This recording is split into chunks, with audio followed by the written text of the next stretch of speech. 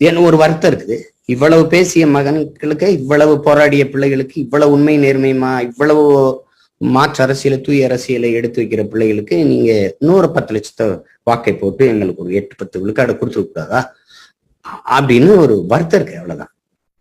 நான் வந்து உள்ள போகணும்னா அதுல எனக்கு உளவே உளமாற எனக்கு அதுல ஒன்றும் விருப்பம் இல்லை. அதுல ஒரு ஆளு போய் நம்ம ஒன்றும் செய்ய போறதில்ல. நாட்டை வெல்லாம 2-3 சீட்டை வந்து நம்ம ஒன்றும் செய்ய போறதில்லை. ஆனாலும் போயிருக்கலாம்.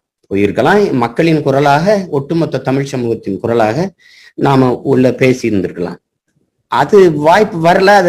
அது நம்முடைய தோல்வி இல்லை, அது மக்களின் தோல்வி தான். அதுக்கு ஒன்றும் நீங்க கவலைப்பட வேண்டியதில்லை. ஆனால் என் பிள்ளைகளுடைய உழைப்பு அசாத்தியமானது.